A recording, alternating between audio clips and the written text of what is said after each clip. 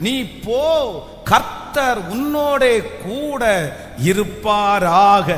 நீங்கள் எந்த காரியத்திற்காக பயந்து கொண்டிருக்கிறீர்களோ, எந்த காரியத்திற்குள்ளே உள்ளே போனால் நான் தோற்று போயிருவேனோன்னு நினைக்கிறீர்களோ, இன்றைக்கு ஆண்டவர் வாக்கு கொடுக்கிறார், நீ போ, கர்த்தர் உன்னுடனே கூட இருக்கிறார்.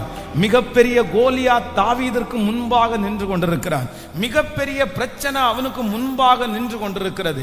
யாருமே போகிறதற்கு பயப்படுறாங்க. யாருமே அந்த கோலியாத்திற்கு விரோதமாய் போகிறதற்கு முன்னாடி வரல.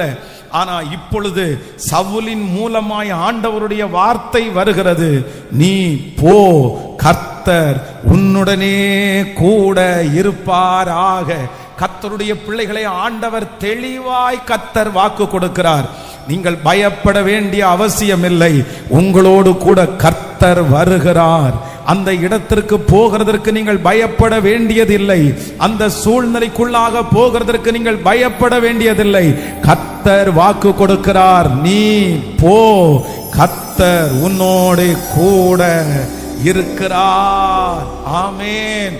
நாளையிலிருந்து ஒவ்வொரு நாளும் ஆண்டவருடைய பிள்ளைகள் காலையில நீங்க ரெடியாய் கண்ணாடிக்கு முன்னாடி போய் நின்று உங்களை பார்த்து நீங்க சொல்லணும், நீ போ, கர்த்தர் உன்னோடு கூட இருக்கிறார். ஆமென்.